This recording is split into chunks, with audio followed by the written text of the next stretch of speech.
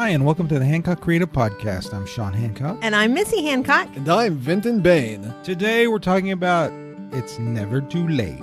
That's right, because it's not too late. It's never too late. It's getting a little late. I should probably go to sleep soon. You shut up. All right, let's face it. Life is going to beat you up. Okay? We all know this. We've all had the crap beat out of us by life. And it's easy to lose our creative spark and to give up or to never start. And so what we want to say, first and foremost, and just get it out of the way, is it's never too late to start. I thought you were going to say, life sucks. We just want to say this up front. We just want to say this up front. Life sucks. All right. Sorry. Thank you for joining us here today. Bring it down. Bring it down. Contact us on Twitter. That's right. Yeah, I was just going to close it. There you go. Wisdom of the ages right there. Life sucks. No, I was going to say it's never too late to start pursuing your creative interests. And on the whole it's never too late theme, the idea is I think that life just beats the crap out of us, and too many of us give up. Too many of us lose that drive to do anything but just, go to work, come home, do the, whatever you do, internet, go to sleep. So that sucks. Okay. That does. If that's what the life you're living, then that sucks. But creativity brings spark and vigor and life and joy to your existence. And so we want to encourage you to seek it, to start. And there's this thing. People are always like worried they're going to be too old. And you met an old man one time that had a great. He was old. He was old. He was an old man. But it was never too late. No. Yeah. So some friends of mine and I went to here in Oklahoma City, the Paseo Arts District, which is. This has been what, a decade ago? Yeah, probably. A little more than that, actually, I think. And we found this cool little shop where this old man was in there carving, and he had all these wood carvings all over the place. And I mean, he had to be in his 70s, mid 70s maybe. I mean, I don't know, I can't remember. He was more seemed than a old to decade you. ago. He was old from my perspective. And so he was working on this full-size carousel horse that was really awesome. He had smaller versions and whatever, but this was like a full size, like if it was on a merry-go-round. That's so awesome.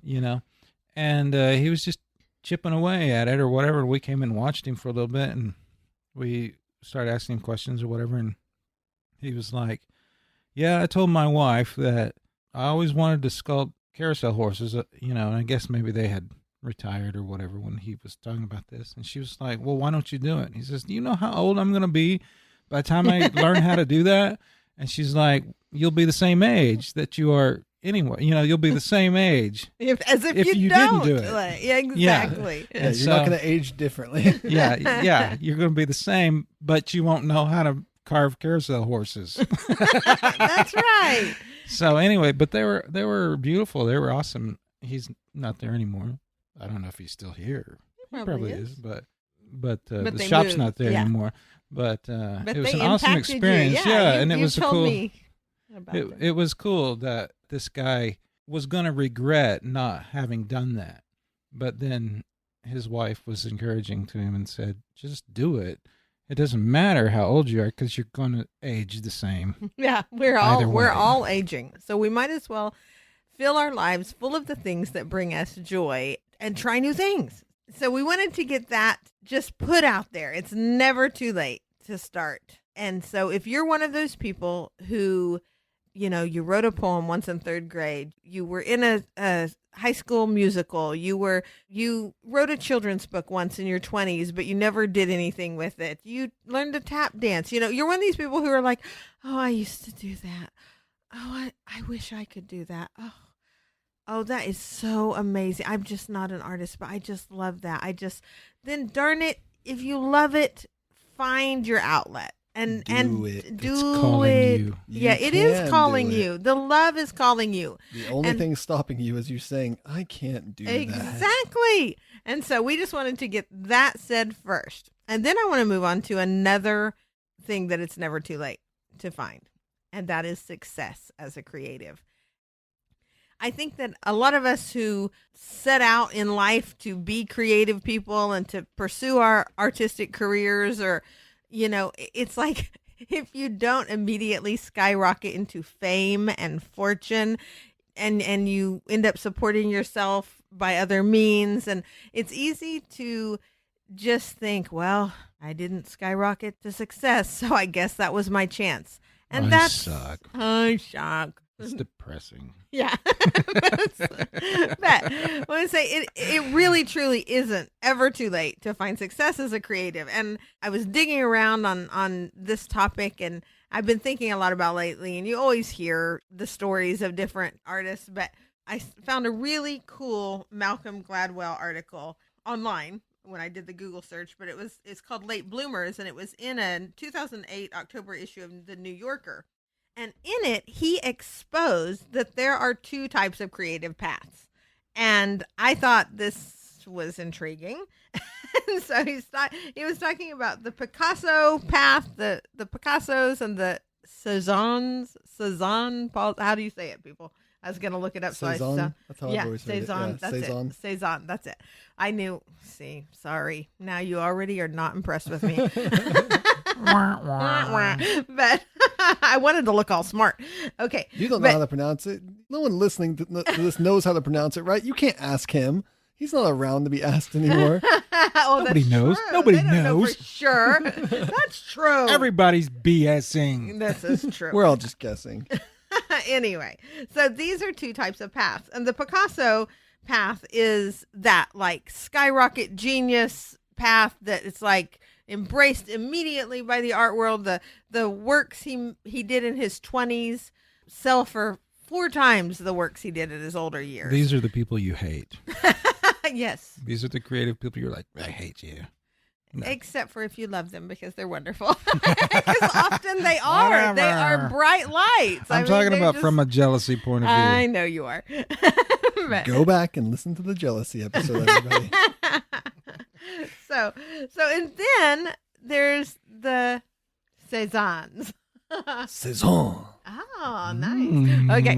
And apparently he spent his whole life working, reworking, repainting the same painting, 150 time portraits of one man, making him sit there and then tearing it to shreds because it's terrible. I can't believe, So he was this guy who just really Perfectionist. Yes, well, really, really worked, and trying to perfect his art, and over again.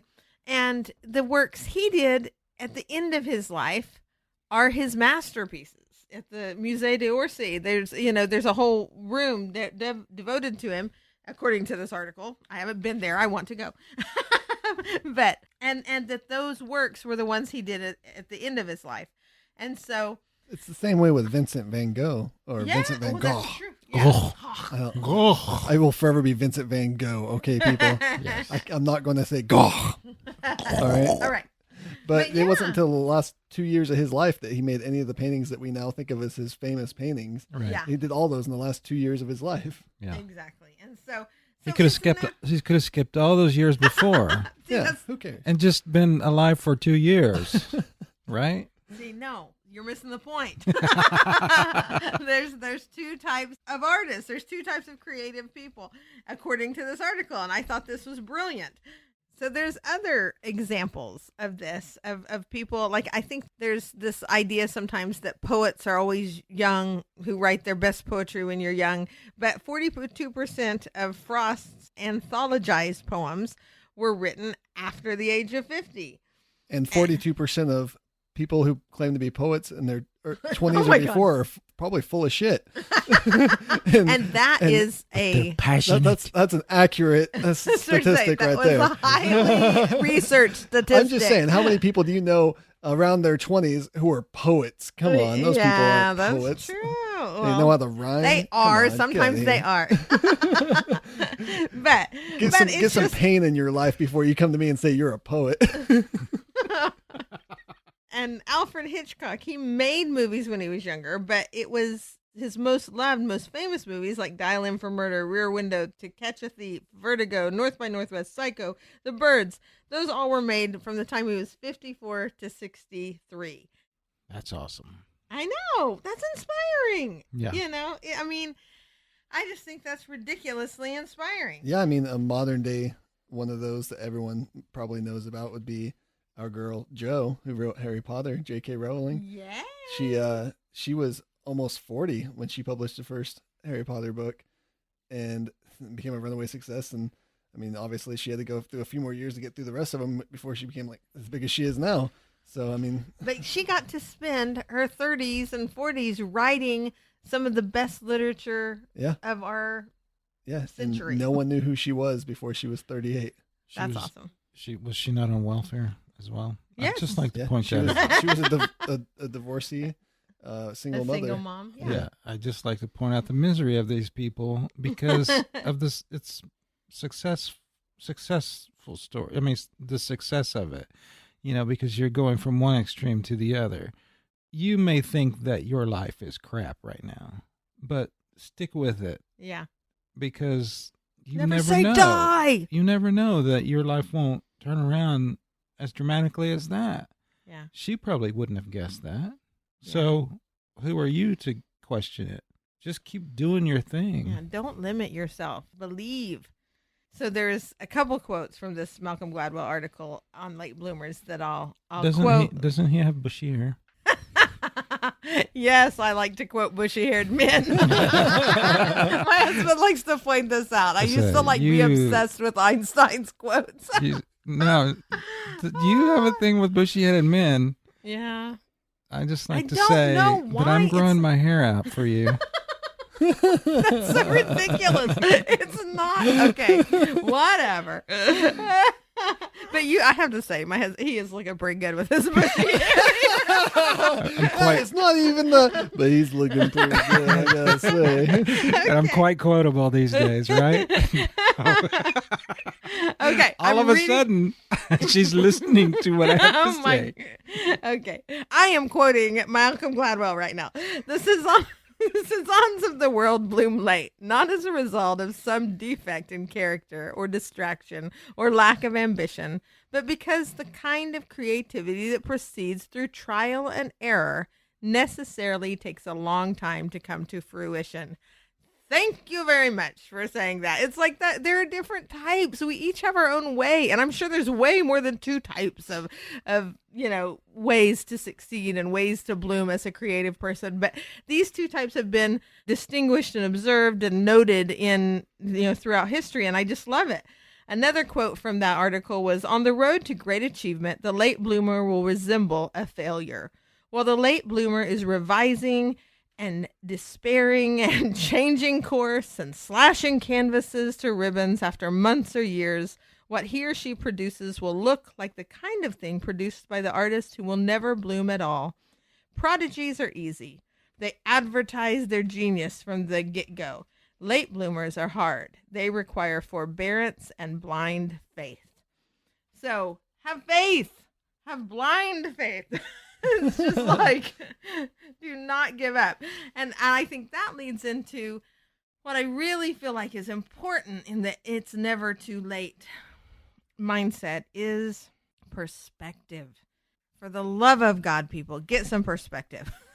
Get your focus in the right place. Because life is hard, because it's like you can be plugging and plugging and plugging and have no real appreciation for your talents from anyone outside, a very small circle. Well, and sometimes people can be very negative towards your talents or your efforts or whatever. But you have to focus on the good. You have to believe. And we say it again and again and again, but belief makes things so. And so if you believe, no, I'm doing this. No, I believe in my art. And you just keep pushing forward with that tenacity. Well, even if you were like how'd you say his name again? The artist earlier? Cezanne. Even if you're like him, where you're just like frustrated with your own thing, ripping it up and starting over and over and over. I mean, that is faith in one's own ability, even though you haven't got there yet. Yeah. To just keep going and going, even though you're frustrating yourself with how much you're failing or whatever, you just keep plugging away And the reason you do that is because you really do believe that you can do it. So there is a lot of faith in a person that fails over and over and over but keeps going like that. Well, and I mean, it's just everything is perspective. I know we talked about this time and again, but it's because it's so very true and so relevant for the struggling creative. And that is that belief makes it so. You have to believe. You can look at the life you have already lost. If you're like, say you're in their 30s or you're in your 40s or you're in your 60s, you can go, oh my God, I just wasted all that time. And now and you can look at, Sean's nodding. That is a quote from me, isn't it? Yeah, I think that is. That might be, look at all I've lost. But I've wasted so many years. Go back and listen to last week's episode about living in the present. Stop dwelling in the past. That's right. That's true. So, but it's perspective. You can choose to focus on the negative or on what you perceive as time that's lost, but that time wasn't lost. I mean, not every path to success is like a straight path. It's some of them. Some of them are timey-wimey, wibbly-wobbly. Exactly. Timey-wimey, wibbly-wobbly. And not to take it to the dark side here, but some people die when they're 20. So the fact that you live that long, you might have another 20 years and you therefore have just as much time as that person had. Hey. Don't just look at the past and say, oh, I've wasted so much. I mean, you get what you get. You have time. Yeah. Start now. Yeah. Well, and if you've been doing it all this time, it's like, I often think about the perspective of, it's never too late to start and encouraging people to start because I believe in that. But I hadn't really thought of the perspective as it's never too late to succeed because I'm still looking for my personal success, quite frankly. And that was an encouraging message to me personally. It's like, wait, no, I have been doing this. I've been doing lots of different things that are stacking up and developing me as the creative being that will produce my greatest works.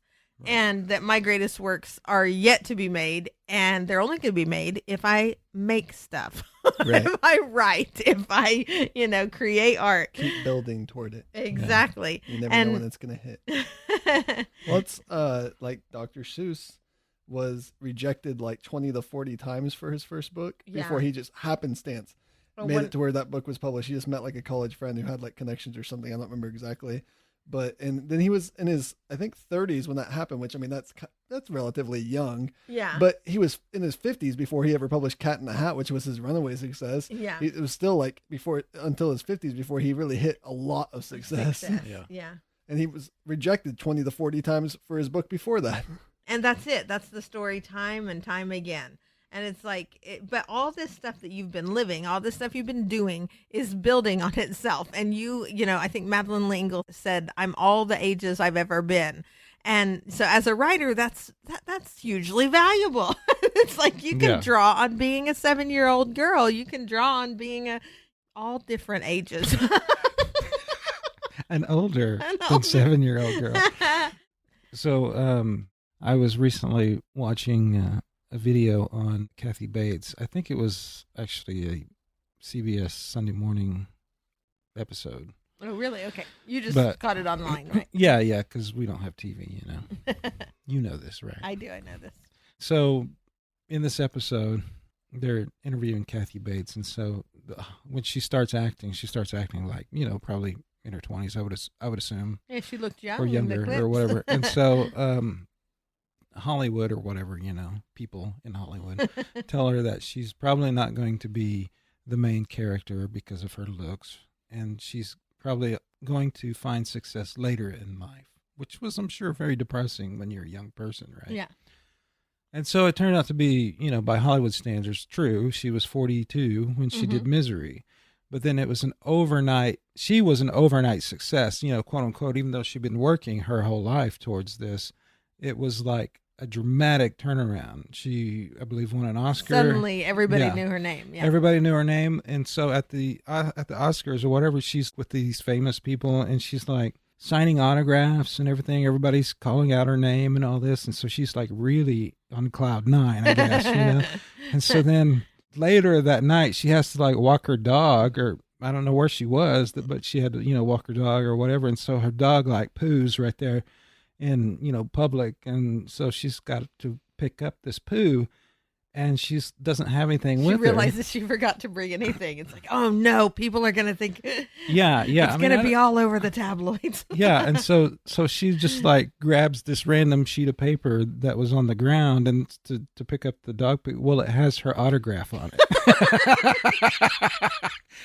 So it was like, don't let this go to your head, lady. I love it. Someone like Perspective. threw away or That's the lost her perspective. signature, and she ended up picking up poo with it. Yeah. So, I mean, it's like overnight success, but hang on, don't get carried away. You still have to work hard for this, Well, I would like to point out that you choose your perspective. And I think it's really easy to not believe that and to not understand that and to just let your brain get trapped in, oh, woe is me, if only. No, and that's just what did we say last week? I call bullshit. That's bullshit. You don't. I cry bullshit on that. I cry bullshit on that.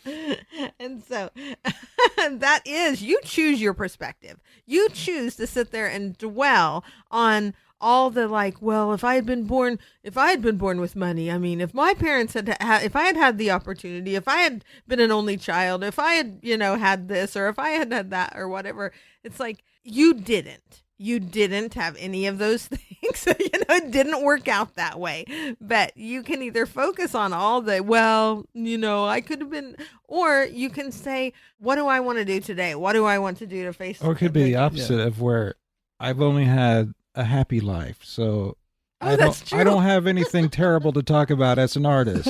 Yeah, I'm not a suffering artist. I don't know pain. My daddy loved me. I got screwed with people who loved me. Yeah, how can I ever be a real artist without the suffering? Yeah, I got news for all you people. Sitting around and thinking about all that you don't have is never going to give those things to you. You have to get up and do something about it. You're going to have to go get your suffering if you want it. Go get your suffering. No, but you're never going to find success just sitting around going, if I only had this, then I would be successful. Well, you're just never, even if you had that, you'd still be sitting around thinking of something else that you don't have. Right. There's always something that you don't have. Yeah. You just have to get up and do something. Yeah. And I also want to note that if it ever sounds like we're just climbing our fat asses up on soapboxes, which I'm the only fat ass in this room, but if it sounds like we're climbing. I don't have one. I just have a fat belly. But if it sounds like we're like climbing up on our soapbox and lecturing you, please don't take that. Usually the things we talk about are things that we need to hear. Quite frankly, I'm like often going, okay, where are we lacking the most? Oh, I feel like a failure. Let's talk about being about failure so we can give ourselves a little pep talk. I don't have good balance, so if I'm climbing up on a soapbox, I'm going to be falling down. And that's both true and a metaphor.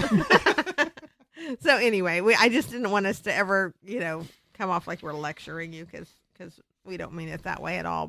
But we do choose the perspective that we look at life with. And it is very important to acknowledge that. And it's time to just stop blaming and start owning the lives that we live. So who are some more people who found success later in life? Just so we have some examples here to go off of. We've already named a few. I got another one. Samuel L. Jackson was 46 when he started in Pulp Fiction, and he was recovering from cocaine and heroin addiction at the time. Whoa. And, Love it. I mean, that was his runaway success. That's what got him to be the Samuel L. Jackson that we know today. Before that, he was in a bunch of weird movies, had small bit roles. Jurassic Park, he was saying, hold on to your butts. I'm pretty sure that was before Pulp Fiction. But yeah, it was. What a weird role for Samuel. You look back at that and go, that's Samuel L. Jackson. That's a weird role for Samuel L. Jackson. Why is he sitting at that computer doing coding and talking about hold on to your butts? Who knew that someday he would be with snakes on a plane? Snakes on a motherfucking plane. I could swear that I saw Lawrence Fishburne in The Warriors. The Warriors back in the I remember 70s. that. Yeah. That was a long time ago. Yeah. Did you No, it look? was. Yeah, we checked. It was him, I think. Oh, was it him? I think. I thought I could swear it was. looked I like remember him. I remember us looking something up and me going, no, it's not that person, and it ended up being that person. I don't know if that was Lawrence Fishburne or not, though, that we were talking about at the time. Yeah. Well, I think it was to, him. you're going to hear the shuffle of papers because I printed off a bunch of different things that were on blogs that I thought were great. This one was a Huffington Post one, and it was, I got to move it far enough, by Julie Zellinger, 9 Women Who Succeeded Later in Life. And I loved it because it's like, Louisa May Alcott, 37, when she first published a book. Laura Ingalls Wilder, she didn't even start writing until 64, but when she did Little House on the Prairie, and finished the last book when she was 76. Mother Teresa became a nun when she was 18, but she just went and she ran a school. But then, when she was 40, she felt the calling to start the Missionaries of Charity organization and founded it with just like 12 members and ended up being the Mother Teresa who we know and love, who helped the poor and impoverished of Calcutta. Everyone knows Julia Child. I mean, age 36, she enrolled at Cordon Bleu. I mean, that's the thing that we all know her for. You know, she started at 36, and then I think she was in her early 50s when she did her first. Yeah, I was going to say, most people know her for her television show, and that wasn't until she was in her 50s. Yeah, and so that's amazing. And then the one that is always my favorite, because it's like, Grandma Moses did not start painting until she was the age of 76. And I thought it was fascinating why she started painting. It's because her arthritis got so bad that she wasn't able to embroider anymore, and that's what she had done as her creative outlet before. So this says, from this blog, I just loved it. It says, yet she only started painting at the age of 76 because her arthritis made embroidery, up to that point her primary creative outlet, too difficult. Before gaining fame as an artist, Moses began to sell her oil paintings alongside pickles at country fairs.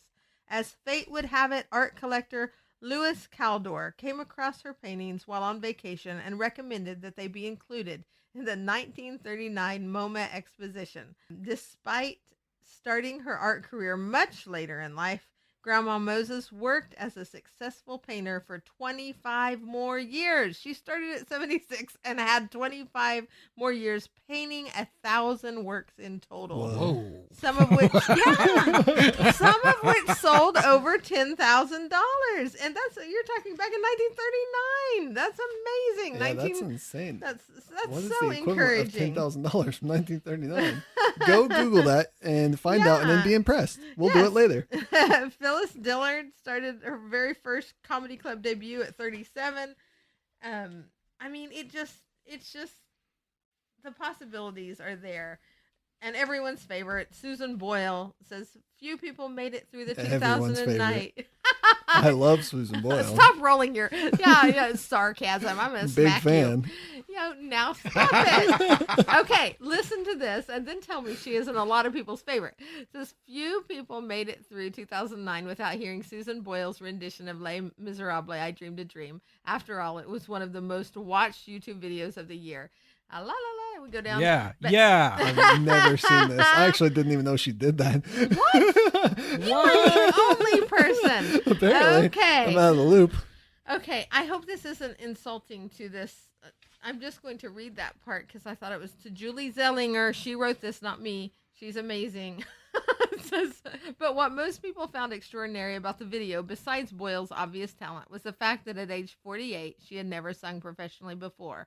Boyle grew up enduring intense bullying and went on to work a kitchen job and take care of her parents after graduating. While she had always loved music and wanted to pursue it as a career, her familial duties held her back. But after making it to the final round of Britain's Got Talent in 2009, she landed a record deal and had the largest ever sales debut for a female artist, eventually breaking global sales records, all in her late 40s.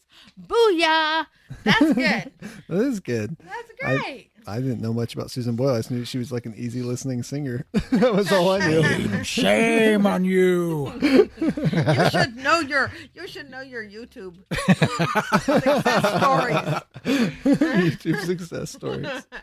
So it just goes on and on. There's a ton of them. One of our favorites, Harlan Sanders. Did you You mentioned that Yeah, one. yeah. You were laughing at KFC. that I one. thought it was kind of ridiculous. How old was he? It says Harlan Sanders. This is from another one by Bill Murphy Jr. It says Harlan Sanders was a failure who got fired from a dozen jobs before starting his restaurant, and then failed at that when he went out of business and found himself broke at the age of 65, according to one account. But then things worked out when he sold the first Kentucky Fried Chicken franchise in 1952. So Yeah, he was 65 when he started KFC, people. yeah, so And he was a broke failure before that. yeah. Was he not even a colonel? He wasn't even a colonel. I don't know. even think that man was a I colonel. don't think that man was a colonel. Is it really chicken? How did he earn the title of the colonel when he wasn't even a colonel? I don't Also, know. why is it called colonel? It's not how it's spelled. I looked it up once. I There's a good know. reason, but it's Yeah. weird still. That is a weird word. Colonel. The colonel. Colonel. Languages All right. are weird. Just But I have one more. oh, you do? Yeah. Who's everyone's favorite voice in the world? Mine. No, No, I don't know. not why. mine. I mean, there's one person that you think of when you think of like Oh, great voice. Morgan James Freeman. Earl Yeah, Jones. Morgan James Freeman. Earl Jones is a good no, one I too, like but Morgan him too. Freeman is Yeah. like Yes. known Oh for my having gosh. this beautiful, soothing Yes, voice. he can talk about penguins for hours on end, and Penguins, we'll all hours, sit and and listen. we'll all listen. Who Yeah. else can get us to listen to just talking about penguins for hours? Only Morgan Freeman. But he was 52 when he got his first major Hollywood role.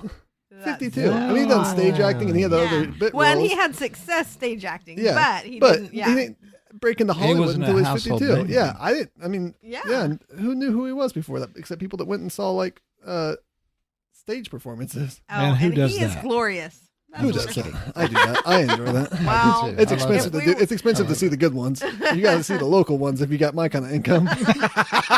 I go see church productions. I can afford those. Oh, so be encouraged. It's never too late. Please believe me. And just start doing your thing, people. It's good. It's fun. Create. We believe in you. Oh yeah. Thank you so much for listening to us today. Go check us out at HancockCreativeShop.com. You can tweet with us on Twitter at Hancock Creative. Engage with us on Instagram. Check out our pictures at Hancock Creative Shop and Facebook, Hancock Creative Shop. And we'd love to sell you stuff on Etsy, but you can get to those links through the HancockCreativeShop.com. Go buy all the things. Yeah. You want the things. They have great shirts. I own many of these shirts. You should go buy the shirts. They're great shirts. Plus, hand-painted signs with some great quotes on them. If you like the quotes we'll be dropping in this show, Okay, this get is them, getting get them on your walls. this is getting a little obnoxious. Sorry. We're sorry. I'm not sorry. It's not my shop. I can do what I want. Just let him do it. What's wrong with you? Yeah, buy our stuff. And special thanks to our son, Gabriel Knight Hancock, for the music at the beginning and end, and to Vinton Bain, who joins us every week and makes wonderful magic. He makes us sound so much better by his editing at graphocast.com. Go forth. Be successful.